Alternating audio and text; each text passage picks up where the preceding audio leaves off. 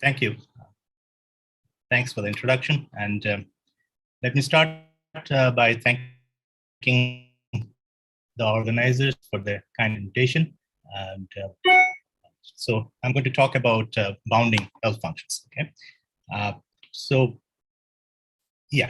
let me first start with something very basic, and I will explain what we are trying to do, and I'll try to explain why we are trying to do what we are doing.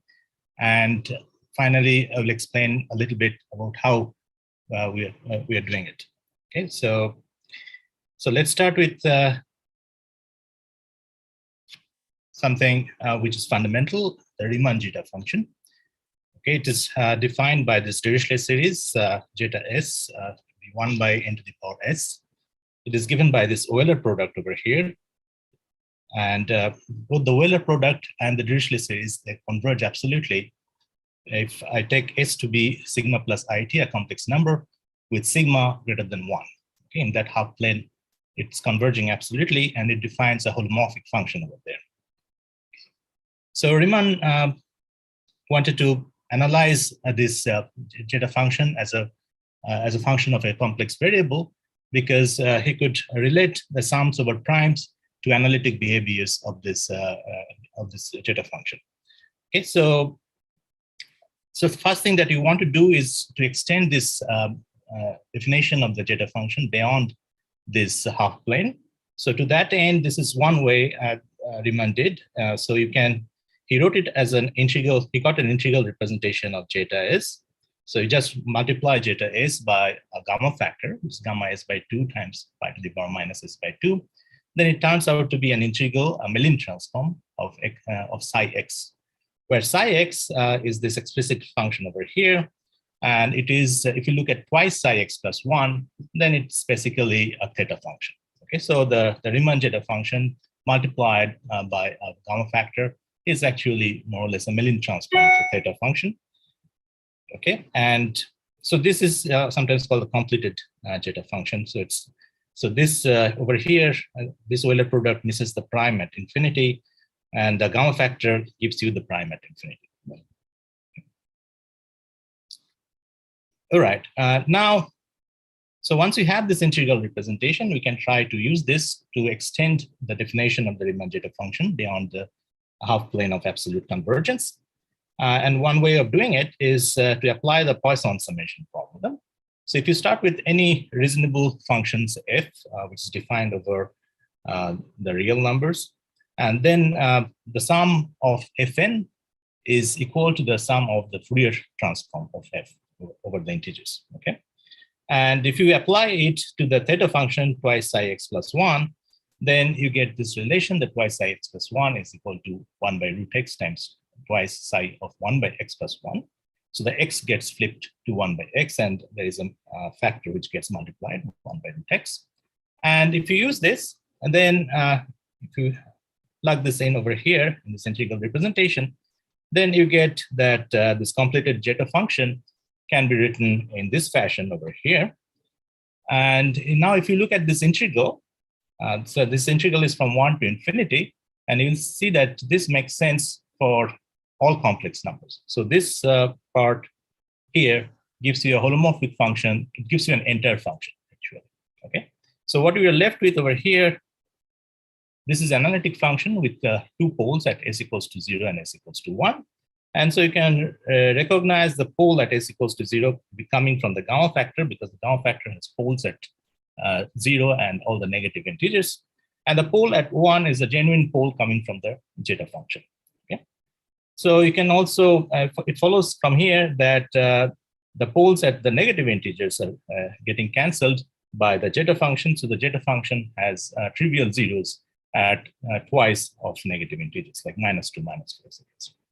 Okay, and from this, we get the analytic continuation, and we also get the functional equation. So if you look at this integral over here, and if you change s to 1 minus s, you'll see that it comes back to the same thing. So we get the relation that the completed zeta function at s is exactly equal to itself at 1 minus s. Okay. So here is a picture of what we have done so far.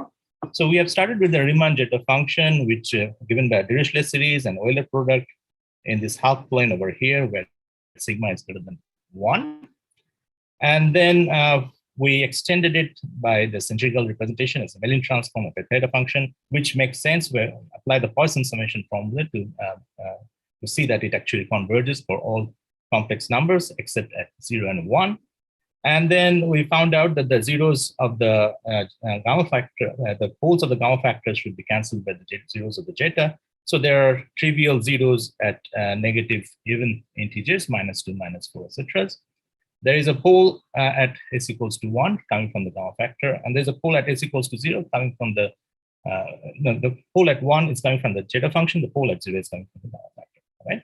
And we got the functional equation, which says that if you take point s over here, then the value at s is same as the value at 1 minus s, which is a reflection of s at the point 1/2. So 1/2 is the central point. All right. Okay, so what are we interested in? We are interested in studying or understanding the size of the zeta function everywhere, but especially inside the critical strip, because if you look outside the critical strip, it's more or less well understood. Over here, it's given by that absolutely convergent series and Weyl product, so you can see that it's kind of bounded on this region. And since the functional equation takes this part of the half plane to this part, so we understand what's going on over here by looking at the zeta function over here. Okay, so what we are left with is the complex numbers inside with the real part between 0 and 1, and this part is called the critical strip. Okay, so the problem boils down to understanding the size of the Riemann-Zeta function inside the critical strip. And also, we know from complex analysis that since it's a nice analytic function, so if you take 2 lines, a vertical strip like this, and if you know the size of the function over here, and if you know the size of the function on this line, then for any line over here, you can give a bound. So this is called the Fragment-Lindelof principle. So that means it's enough to study the size of the zeta function on the central line passing through 1/2. Okay, which is given by this orange line over here. Okay, so we want to see what is the size of zeta half plus it as t goes to infinity or minus infinity, and of course zeta half plus it, the size of zeta half plus it is same as zeta half minus it. So you just take t to be positive, t goes to infinity, and we want to see how fast it's growing, or it's oscillating, or finally, what we want is just to get a bound, a reasonable bound for this function t. Okay? And already from the functional equation and the Fragment-Lindelof convexity principle, we get what's called the convexity bound, which is the trivial bound, which says that zeta half plus it is bounded by t to the power 1/4 plus epsilon. Okay? So this is quite easy. That's why it's called the trivial bound. But we expect something much more stronger. In fact, if you assume the Riemann hypothesis that all the non-trivial zeros of the Riemann-Zeta function lie on the central line, then the Riemann hypothesis implies what's called a Lindelof hypothesis. And the Lindelof hypothesis says that the zeta half plus it should be bounded by t to the power epsilon. So what I mean over here is that given any epsilon greater than 0, which can be very small, like 1 by a trillion or something, then you can find a constant depending upon that epsilon, such that the absolute value of zeta half plus it is less than equal to that constant times t to the power epsilon. Okay? So that's what we mean by this notation. And so you'll see that this is what we get quite easily, and this is what we really want to show. And so there is quite a bit of gap over here. So we want to reduce from 1/4 the exponent to 0. Okay, so that's called the subconvexity problem. Subconvexity for the Riemann-Zeta function is about reducing the exponent from 1/4 to something smaller than 1/4. Okay, okay. And as I said, that this is a classical problem, and the first subconvex bound was proved more than 100 years back by Hardy and Littlewood. And they showed that zeta half plus IT is bounded by t to the power 1/6 plus epsilon. Okay? So 1/6 is smaller than 1/4. In fact, 1/6 is 2/3 of 1/4. So it's like 1/3 way down towards the Lindelof hypothesis. And so in one go, they slash the exponent to 2/3 of the trivial exponent. So that was worked out by Hardy and Littlewood. Their method uses crucially a method of Weyl for estimating exponential sums. So it's also called the Weyl bound. And Hardy and Littlewood never wrote down the paper completely. It was published by Landau 2 years later. Okay, so that's how that was the first subconvex bound.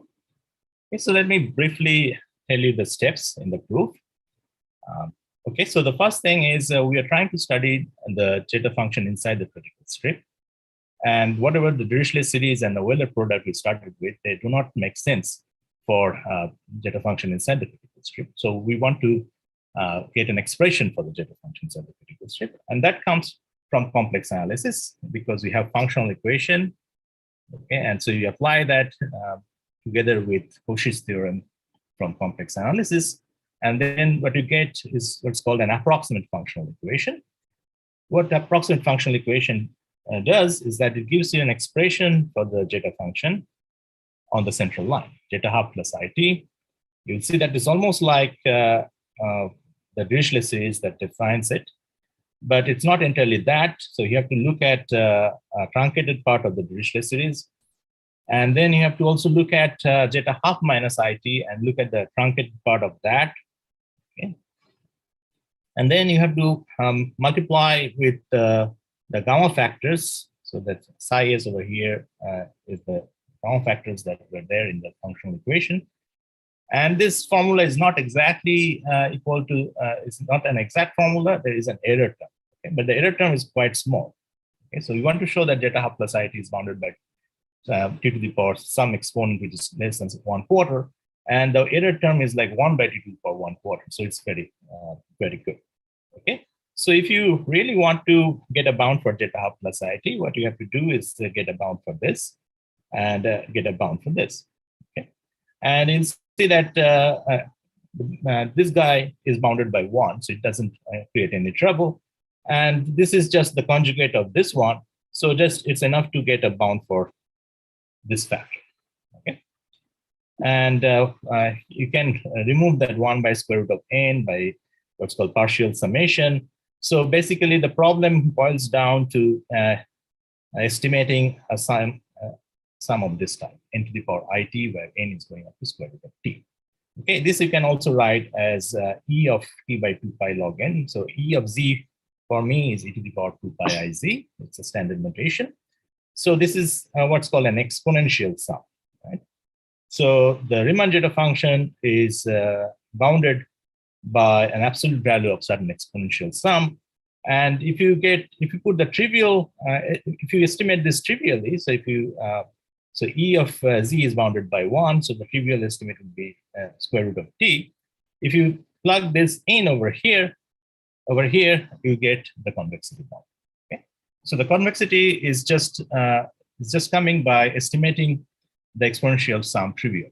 So if you want to get a subconvex bound, what you have to do is to get some cancellation in this exponential sum, and that's something that one can expect because as you vary n, as n runs from 1 to square root of t, this guy over here is going around the circle, okay, in the unit circle in the complex plane. And so there you can expect a lot of cancellation over there.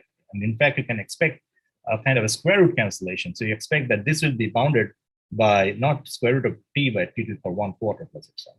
Okay, so this is like square root cancellation. And you'll see that if you assume that this is bounded by t to the power 1/4 plus epsilon, and if you plug that in over here, you'll get the Lindelof hypothesis. Right? Okay, so yeah, I'm not going to tell you how to estimate exponential sum, and this is where Weyl comes in. So Weyl found out what's called Weyl differencing, and that's his way of estimating exponential sum. He applied that to study equidistribution problem. Later, other techniques were developed by, notably by van der Corput and Vinograd. Anyway, so that's what we want to do. Get a bound for the Riemann zeta function.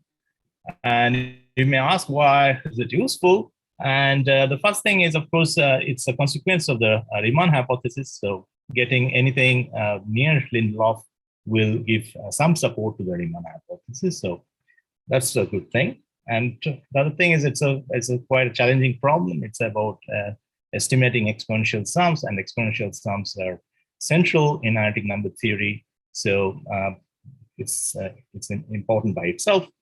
And if you're not yet convinced, so here is an application of bounding the zeta function. This is given by Ingham in 1937. So he showed that if you bound the Riemann zeta function by the exponent c, so it's bounded by t to the power c, then you can show that the difference of two consecutive prime numbers, so Pn is the nth prime number, the n plus 1th prime number minus the nth prime number, so the gap between two consecutive prime number is bounded by the size of the nth prime number to the power 1 plus 4c by 2 plus 4c plus epsilon, right? So where c is the c that you get in the exponent for the zeta function. So if we go on improving the size of c, you'll get an improvement in the gap between two consecutive prime numbers. Okay. In particular, if you are lucky and if you are able to show that c is 0 or c is epsilon, then you will be able to show that the gap between two consecutive prime number is at most like the square root of the size of the prime number. Okay. And this is something that also comes from the Riemann hypothesis, and it's called the Cramer's theorem. I mean, assuming Riemann hypothesis, you can prove this. Okay. And yeah, so if you really want something like this coming from location of the zeros of the Riemann hypothesis, Riemann zeta function, then you'll need something like the quasi-Riemann hypothesis. Okay. So, but Lindelof is kind of weaker than quasi-Riemann hypothesis. So, yeah. Anyway, so there is a conjecture. It's a classical conjecture, which says that between two consecutive squares, there should always be a prime number. So like if you pick 2 squares and 3 squares, so it's 4 and 9, then there's a prime between them. And between 9 and 16, there's a prime. Between 16 and 25, there's a prime, and so on. It's not yet known. Okay, so you will see, if you look at this, it means, so you're starting with n square, and n plus 1 square is roughly like n square plus a distance of size n. So you're looking at an interval of length n starting from n square. So where n is like square root of n square. So you're almost like searching for a prime in an interval whose length is like the square root of the initial point and the starting point, right? So it's like this, right? So if you can prove this conjecture, you're kind of proving that the distance between two consecutive prime numbers is less than square root, right? All right, but yeah, so this is again not yet known. What we can get from shape theory is that there is always a prime between x and x plus x to the power 21 by 40. So you want x to the power half over there. You can almost get up to half. It's a little larger than half. It's 21 by 40. And this is a result from 2003, I think, due to Baker, Harman, and Pins. But it's coming from a different theory. It's coming from the shape theory, not from the study of Riemann zeta function. In fact, if you want to prove something as strong as this using Ingham's idea, then you need C to be really, really good. You need C to be like 1 by 39, which is 0.0256. Okay, so you cannot really hope to get something like this from getting bounds with the Riemann zeta function. So what I'm saying is that there is an application of the bounding Riemann zeta function to getting bounds for the gap between primes, but it's not that good. It's not that interesting because shape theory is stronger. And so why I'm saying that C of 1 by 39 is too far away, because here's the history of the development towards the Lindelof hypothesis. So the first thing is in 1908, Lindelof observed that you can take the exponent to be one quarter. Okay, so this is the convexity. And then, as I mentioned, Hardy-Littlewood and Weyl proved that 1/6. Okay, that was already like 1920. And then there has been steadily improved, 2432C. Okay, and the latest bound is due to Burgess. Okay, so this is like 1/6 minus 1/84. So that's the tiny bit of improvement over the Weyl bound. Okay, and if you look at this paper, there are a lot of machineries which goes inside this paper, especially it's based on decoupling technique. Okay? So it's really kind of difficult to substantially improve Weyl bound. So getting something like 1/39 as an exponent looks absurd at the moment. Okay, so that was Riemann zeta function. Now let's move to another family of L functions, so something that may be of interest to you. So I'm just fixing an elliptic curve. So use y squared equals to x cubed plus ax plus b, a, b are integers. And then I'm looking at the quadratic twist of an elliptic curve. So that gives me a family of elliptic curves. For d, a square-free discriminant, I get ed, which is dy squared equals to the cubic. And so for this elliptic curve, we can associate a cusp form of where 2. So capital D is the conductor of this elliptic curve, and such that the Hasselbalch L function for the elliptic curve is same as the Hecker L function for the cusp form LSFE.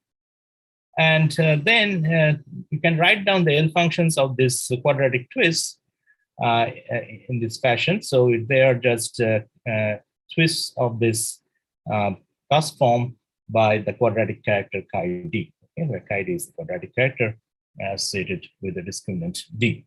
Okay, so we get a family of L functions coming from this family of quadratic twists of this elliptic curve.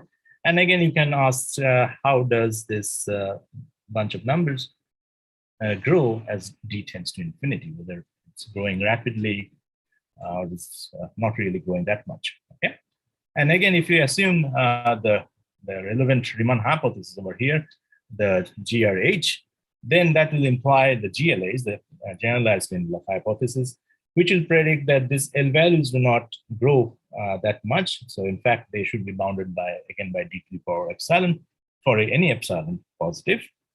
And again, if you use the fragment Lindelof principle and functional equation, then you can get the convexity bound. Now the convexity bound for this family looks like it's bounded by d to the power half plus epsilon.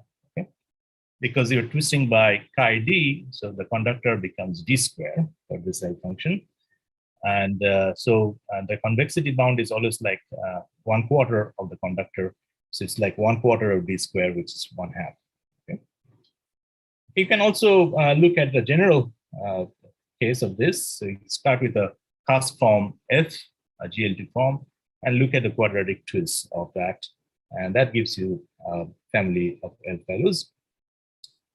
Okay, and there is an interesting application of this family of L values, and that is related to the distribution of lattice points in the sphere. Okay. So let me explain that. Okay, so you start with the sphere in R3 of radius root n. So I'm looking at this equation, x squared plus y squared plus z squared equals to n. And so it's a huge sphere of radius root n, and n is going to infinity. Okay, and I collect the lattice points on that sphere. So I'm looking at the set Rn, which consists of the lattice points lying on that sphere. Right? And it's known that if n is not of the form 4 to the power k times 8l minus 1, then there are quite a few lattice points lying on this sphere. In fact, the number of lattice points will be bounded by n to the power half minus epsilon for any epsilon positive. It comes from Ziegel's theorem. Okay.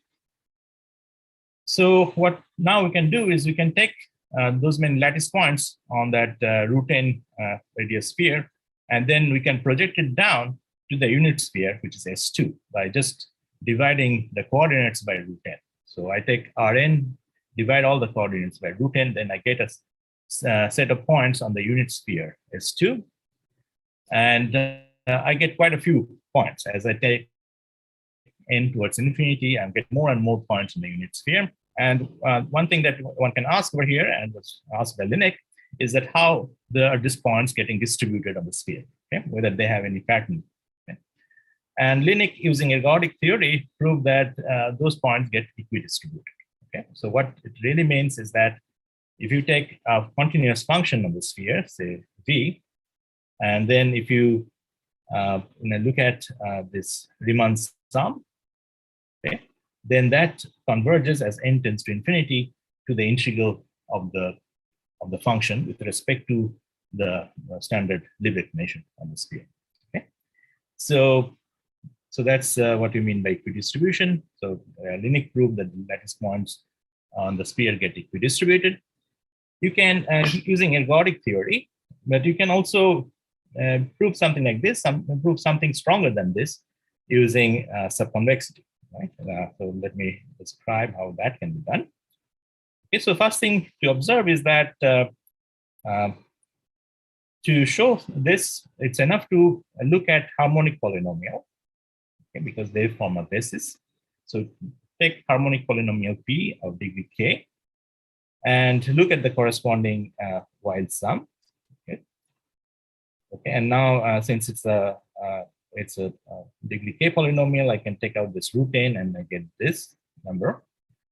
And since for a harmonic polynomial, this integral is going to be 0, what we really need to do is that to show that this sum tends to 0 as n tends to infinity, right? Okay, so we know that Rn is bounded below by n to the power half minus epsilon, and here I get n to the power k by 2. So in the denominator, I have n to the power k plus 1 by 2 minus epsilon. And so I have to get a bound for this sum, right? So let me give a name to that sum. So that sum is denoted by Rpn, right? And if I show that that is bounded by n to the power k plus 1 by 2 minus some delta greater than 0, I'm done, because in the denominator, I have almost like n to the power k plus 1 by 2. So the numerator is of smaller size as n tends to infinity, and it goes to 0. So that's what I need to do. I need to look at this sum, and I have to show that this is smaller than n to the power k plus 1 by 2 minus delta. Okay. So now let's look at the generating function. So let me take Rpn and multiply it to the power 2 pi I n z. So take z to be on the upper half plane. Then you can show that this actually defines a modular form of weight. It's a half integral weight modular form, weight k plus 3 by 2. Okay. And so if we normalize, so I divide Rpn by the expected size, which is the Ramanujan bound, n to the power n minus 1 by 2. So this is the normalized Fourier coefficients. RPNs are the Fourier coefficient, the normalized Fourier coefficient. Then the theorem of Shimura, and the work of Shimura and Walspurger, says that square of this normalized Fourier coefficient is related to this L function. So there will be a form f such that the nth Fourier coefficient square is like the L half f twisted by chi n times some factor over here, but that factor has bounded size, so it doesn't really matter. Okay, so if you want to understand the size of this Fourier coefficient, you need to understand the size of this L values over here. Okay, and now, as I mentioned, that the convexity bound, so that gives that this is bounded by n to the power half plus epsilon. So now, if I plug in the convexity bound, I get a bound for the normalized Fourier coefficient, rho pn, which is n to the power 1/4 plus epsilon. If I plug this in over here, I get the bound that Rpn is bounded by this, which is n to the power k plus 1 by 2 plus epsilon. Okay. So if I plug in the convexity bound over here, the bound for the Fourier coefficients Rpn is such that if I plug that in over here, the numerator and the denominator gets balanced, and I'm stuck. So I'm not able to prove that it goes to 0. Okay, so if I assume the convexity bound. But now if I assume that I have a subconvex bound, so that the exponent over here is smaller than 1/2, I'll have that saving over here. So I'll have n to the power k plus 1/2 minus some delta over here. And if I plug that in over here, then the denominator will be larger than the numerator. And as n tends to infinity, it will vanish, it will go to 0. Okay, so any subconvex bound for this L value will give you this, that the Weyl sums are going to 0, and hence you get the theorem of Linnik, that the lattice points are getting distributed. Okay, so that's another application of the subconvexity bound, subconvex bound. And such a subconvex bound was for the first time proved by Duke, and Vanich, and they showed that this is bounded by n to the power half minus 1/22/7. So this is the delta I was talking about. Okay. So if you approach the equidistribution problem in this way, you not only get that this convergence, you get this convergence with an error. So you can show that this is actually equal to this plus some error, and the control on the error comes from the strength of the bound that you get over here. Okay, so now so I've looked at the Riemann-Zeta function, and I've shown that there is an application of the subconvexity bound of that, and I've looked at twists of a fixed GL2 form, and I've shown that if you get subconvex bound for those values, then it gives equidistribution of points in the sphere. Okay. Now, my next target is to introduce the subconvexity problem for general automorphic L-function. So you start with an automorphic representation, okay, which on the general linear group of rank D over the address Q, and let LS pi be the associated standard L function. Okay, so they are products of local L functions for each prime, and for each prime, the local there will be local L factor is of degree D, okay, where D is the D of the GMD. Okay. And this Euler product converges absolutely in certain half plane, and what we know in general is that there is analytic continuation of functional equation. So that basically means that there exists an integer, which we denote by q pi, and there is a bunch of complex numbers, mu j, d many complex number, such that if you define the factor at infinity to be the product of d many gamma factors like this, then the completed L function has a functional equation which relates the value at s to the value at 1 minus s, not of pi, but the contragradient representation pi theta. Okay? And here epsilon pi is the root number of the sign of the functional equation. Its absolute value is 1. Okay, so that's my general automorphic L function.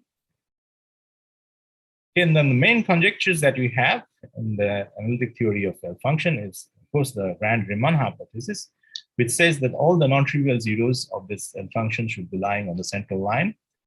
And a consequence of the Rand-Riemann hypothesis is the generalized vanilla hypothesis, which gives you a bound for this L values on the central line. Okay, so again, half is my central point. When I'm looking at GL2 or GL3, or I'm looking at elliptic curve L function, my center is always at 1/2, and it's not moving to 1 or 3/2 or anything anywhere else.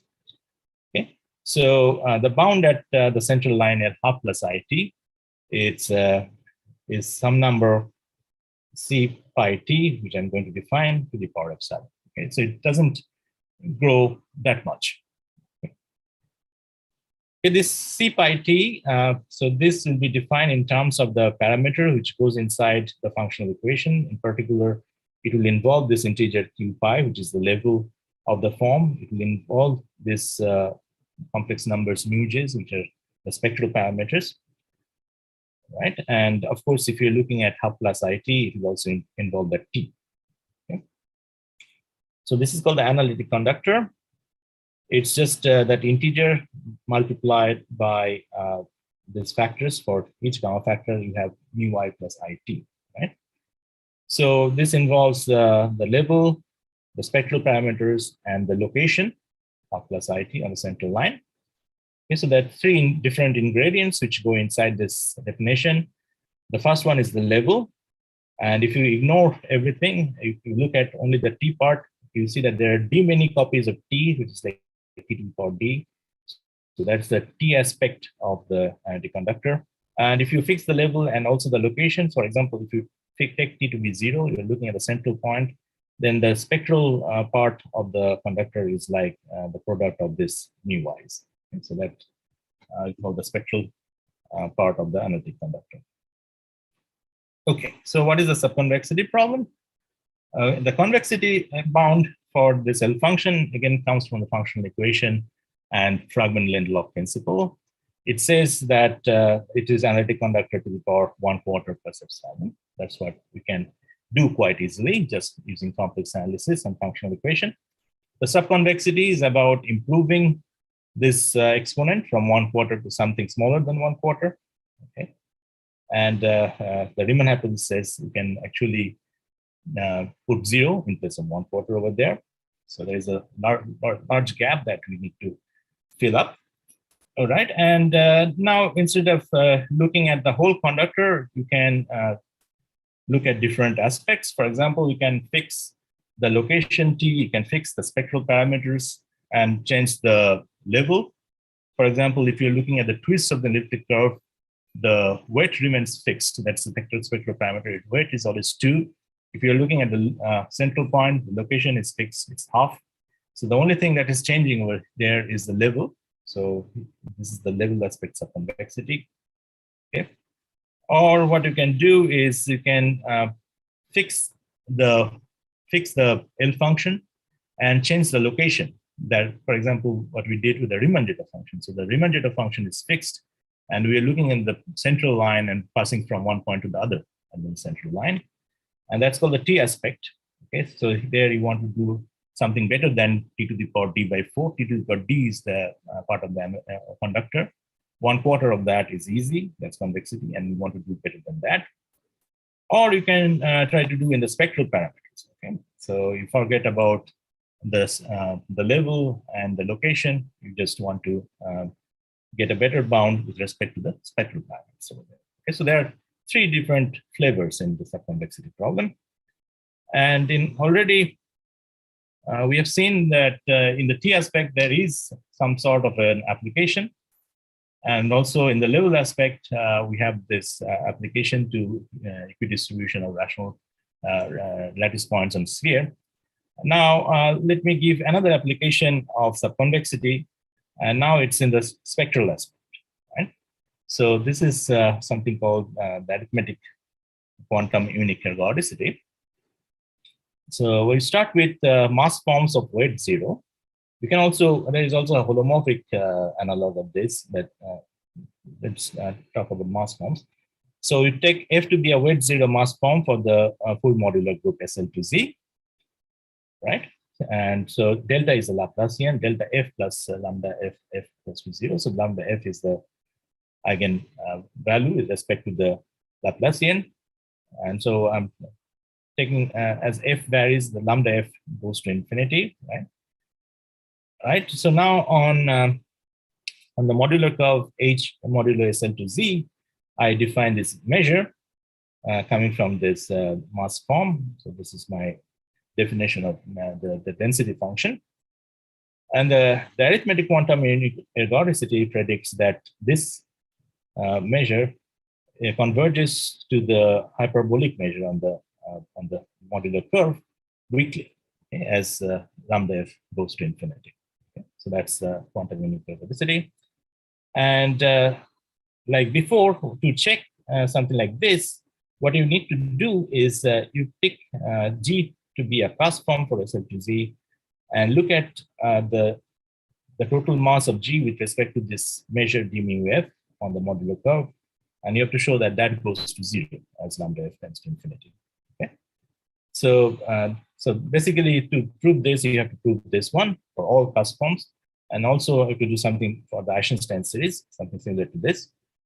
And there is a formula of Watson which relates this integral over here to the central value of this L function. And this L function is what is take the symmetric square of the form f, which is varying, and take Rankin-Selberg of that with the fixed form g. Okay, so here the g is fixed and f is varying such that lambda f goes to infinity, right? And what one can show from using Watson formula is that if you take the convexity bound for this one with respect to the spectral parameter, then you are just stuck. You are not able to prove any bound that this integral is going to 0. But if you can prove a subconvex bound for this, then this follows from that. Okay? And not only that, it gives you a rate of convergence. Okay, so this is an application of the spectral aspects of convexity. And the L function is quite spatial and kind of a difficult problem. Okay? So the other two, as I've said, that we know about subconvexity for the Riemann-Zeta function, and we know about subconvexity of twists of an GL2 form. But this is not yet known. This is an open problem. It's one of the most important open problem in this area. Okay, so here is a, so now I'm going to give you a list of subconvex bounds that are known. Okay, so first of all, the T aspect, and I want to highlight some of the things that we have been able to prove in the last decade or so. All right, so the first thing I started with is the T aspects of convexity. I already mentioned the work of Hardy-Littlewood and Weyl about the Riemann-Zeta function. And I've already mentioned that that has been improved only mildly in the last 100 years to 1/6 minus 1/84. Okay, so if you go to the next rank, GL2, then so if you look at modular forms or mass forms for GL2, then Anton Good in 1980s proved that this L function is bounded by t to the power 1/3 plus epsilon. Here the trivial bound is t to the power 1/2, and he could prove 2/3 of 1/2, which is 1/3. So it's like the same strength as this. It's called the Weyl strength. So that was proved in 1980s, and so far no one has been able to improve upon it. So this still is a record. So there is no sub-Weyl bound known in GL2, whereas in GL1 we know sub-Weyl. So this is Weyl and this is a sub-Weyl bound, right? And GL3 it remained open for some time. In 2015, I got a subconvex bound. So t to the power 3/4 is the convexity, and I could improve it by 1/16. And recently, in a very technical paper with Keshav Agarwal and Joseph Leung, we've been able to reduce this exponent to 3/4 by -1/8. So the saving was 1/16 that has been doubled over here. It's quite a strong bound. If you look at GL2 plus GL2 Rankin-Selberg function, again, in that case, you can prove T aspects of convexity. I think the first paper was due to Somnath, but I'm not sure about that. And you can prove a Weyl exponent in that, in this case also. T to the power 2/3 will be the Weyl exponent. Yeah, the next is GL2 plus GL3. It's a degree 3 L function. So you're taking Rankin-Selberg of GL2 and GL3. And again, for this, in a paper which appeared in 2021, I proved the subconvex bound. And this has also been improved, but I don't remember who improved it. Of course, it's not the best bound.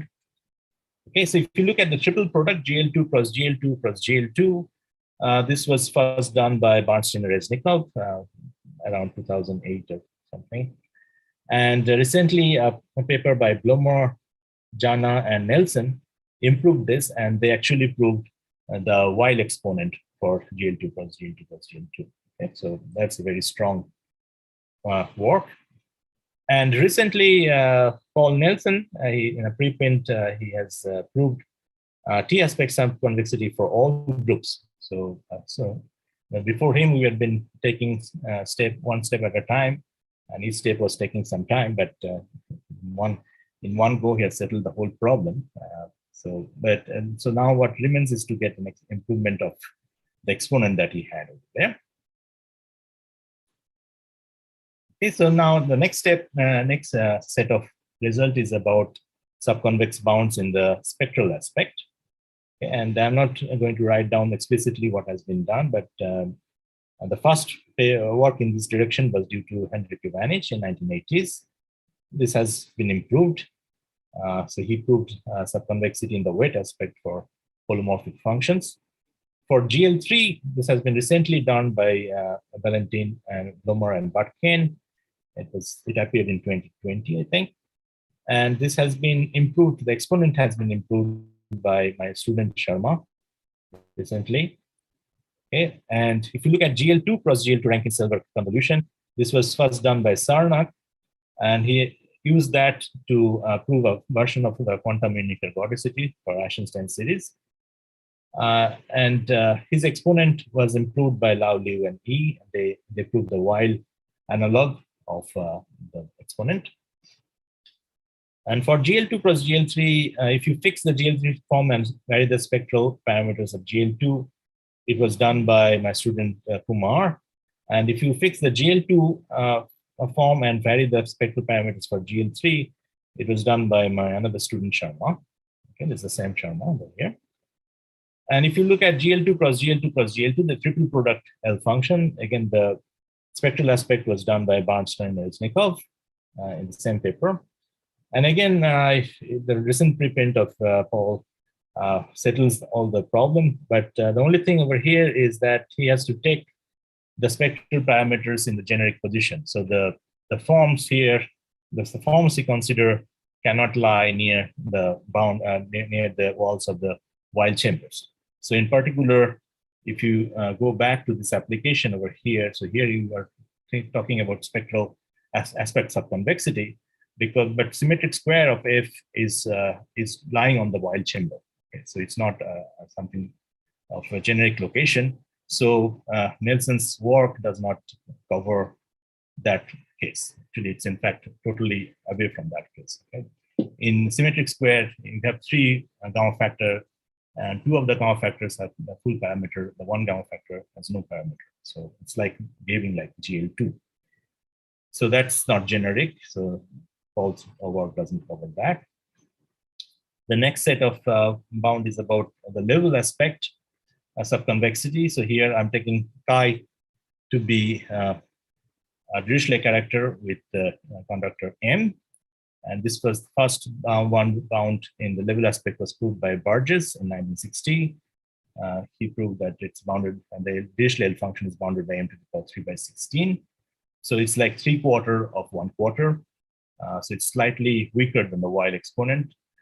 So Burgess bound remained a challenge for more than 60 years. Recently, Petra and Young have proved the Weyl exponent for the Dirichlet function. So it was a fantastic achievement. In the GL2 case, there's a long series of papers by Duffield and Ivanich where they proved level aspects of convexity for degree 12 function. Okay, it's a yeah. So the other thing that you can do is you can fix the form and twist it by a character, as was there in the case of this equidistribution of lattice quantum sphere. Okay, so f twisted by chi modulo m. F is fixed. M to the power 1/2 is the convexity.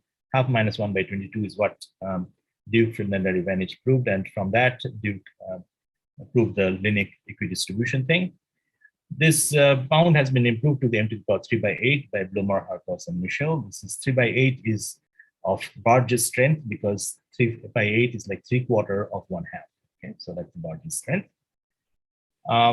If you look at twist of GL3, this was done by me again in 2015, and I got a subconvex bound, but the exponent was not that good. Holwinski and Nelson shortly afterwards gave a much better bound following the same type of ideas. They got m to the power 3/4 minus 1 by 36. If you look at Rankin-Selberg convolution of GL2 cross GL2, this was done by Kowalski, Michel, van der Krum, the first paper, and then Michel Harkos. So there's a series of papers by Michel doing the Rankin-Selberg in the level aspect. Okay, if you look at GL3 cross GL2, so the GL3 and GL2 forms are fixed and you're twisting by GL1. This was done by my student Sharma in his thesis. And if you look at triple product L function, GL2 plus GL2 plus GL2, and you're fixing two of them varying the last one, this was done by Venkatesh in his thesis. So that, I mean, not thesis, but yeah, Venkatesh, I think in 2010, this published. Okay, so in 5 minutes, I'm just going to tell you about the methods that are used to prove subconvex bound. So the first, the most classical method is the moment method. What you do here is that if you want to prove subconvex bound for an L value like L half pi naught, where pi naught is a fixed form, then you first find out a family, okay, which contains that form pi naught in it as a member. And then you compute the moment, the second moment over that family, okay? And if you get a good bound for the moment, from there you can recover a bound for the individual L half pi naught because of non-negativity, it's bounded by its square root of the moment. Okay? So that's in the moment method. And there are two things. You cannot take the family to be too big. In that case, the contribution of the individual L half pi naught gets washed away. You cannot recover a good bound for the individual one. In fact, you need the family to be smaller than square root of the conductor of the form. On the other hand, you need the family to be big enough so that you have some sort of completeness, a spectral completeness, so that you can compute the moment, because you need some sort of a trace formula. Okay. So as it turned out, in many cases, especially for GL2, the size of the family turns out to be exactly equal to the square root of the conductor. And in that case, Ivanich and Friedlander, they introduced a nice technique called the amplification technique, where they throw in a weight. What this weight does is it amplifies the contribution of that particular form pi naught, and on average, it's like 1. Okay, so once you have a good bound for the moment, you get a subconvex bound. Okay, so this is one way of getting past this deadlock. Okay, so the modern method is the moment with non-negativity. So this was first utilized by Conray and Ivanich. So there is an extra input that you use over here, which was not there in the moment. When you're computing moment, you need to ensure that these things are non-negative. You're adding over non-negative numbers. That's the only way you can recover bound for individual ones. But if you have an added information that does, so for non-negativity, you're taking absolute value square, right? But if you have an added information that the individual values are non-negative, as it happens in several works of Lapid, then you can just look at first moment or third moment. Okay? For example, if you look at that family of elliptic curves, it's known that L half ED is greater than or equal to 0. Also for symmetric squared, so if you take a symmetric square of an SL2Z form, you know that the central value is non-negative. So you can use this non-negativity, and then you can get away by computing odd moment, first moment, or third moment. Okay. This was the idea that was used by Petro and Young to get the Weyl exponent for the Dirichlet function.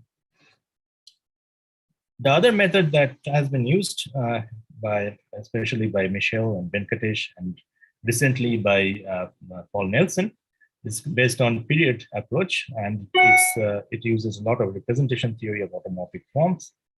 And the well-known result of Michel Venkatesh, which gives you subconvexity for GL2 plus GL2 functions over all number fields in all aspects together, is based on this approach. And also Paul Nelson's recent preprint is based on this.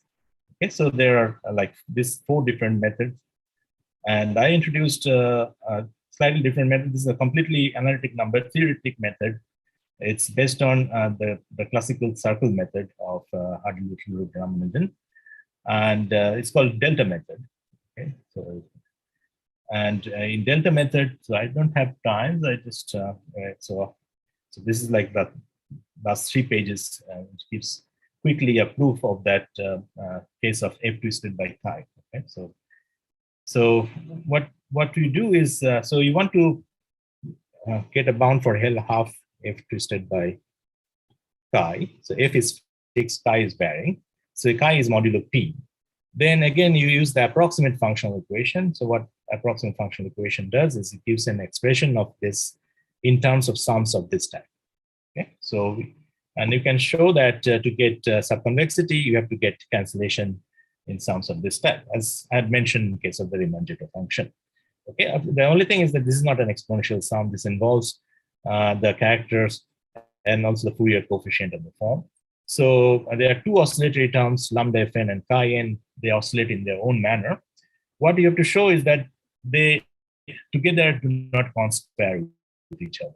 Okay, so they are kind of orthogonal to each other. The oscillation of lambda fn and chi n are orthogonal to each other. That's what the Riemann hypothesis predict. And of course, proving that is the main difficulty. In the delta method, what we do is we separate the oscillation of lambda fn by chi n. Okay, so what delta method does is it gives you a Fourier expansion of the Kronecker delta symbol. So the Kronecker delta symbol is n delta nm is equals to 0 if n is not equal to m, and 1 if n equals to m.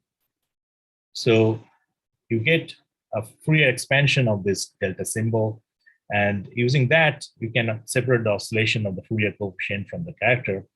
And then you use the standard bag of tricks that you have. For example, Voronoi summation formula or Poisson summation formula, standard things like Cauchy-Schwarz followed by Poisson, and then at one level you have to have estimate some character sum where you use Deligne. Okay, so these are the things that you use after using the circle method in a certain manner, and at the end you end up with a subconvex bound, like the Burgess bound over here. Okay, so that's a very 1 minute way of describing the delta method. Okay, here, if you're interested in subconvexity problem, here are some open problems that one can try. There are, of course, two directions that you can go in. One is you try to find the first subconvex bound in a new setup. It's a new instance. Or you can try to improve the old results. Okay. For example, these are the cases which has not been tackled yet. First of all, we know that the level aspect for GL1 and GL2. For GL3, it's still open. If you're interested in twists, we know the twists of GL2, GL3, but we don't yet know the twists of GL4, something that you can do. There are a lot of results about GL3 cross GL2, but we do not know any. So you fix the GL3 form and vary the GL2, fix the GL2 form and vary the GL3 form, level aspect subconvexity. Of course, spectral aspect subconvexity for symmetric square, as I said, that it's related to quantum unique ergodicity. So it's a very important problem. It's a very interesting problem too. And if you want to go to the second direction, if you want to improve old results, the one thing that you can try to do is improve Anton Good's bound, or get sub-Weyl for GL2, or improve the level aspect subconvex bound for GL2 forms, because in the level aspect, the bounds are really not that good. Okay, or you try to establish the Dream bound for the Riemann-Jitter function, that data is bounded by t to the power 1 by 8%. Okay, so this is something which people have tried desperately for years, but as you know that the best bound we have so far is 116 by 1 by 84, and this is something which people have tried a lot. Anyway, so with that, I will stop. Okay, thank you.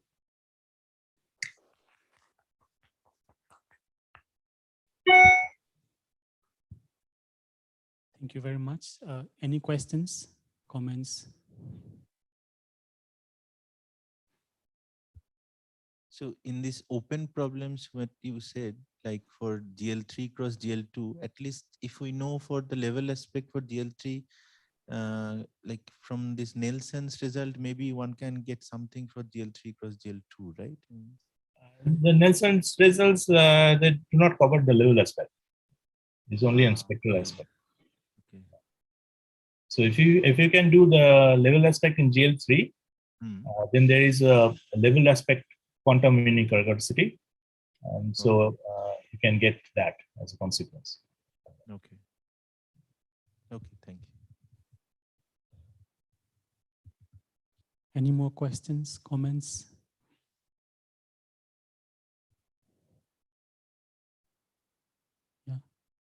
So if there are no more questions, comments, let's thank the speaker once again. Thank you.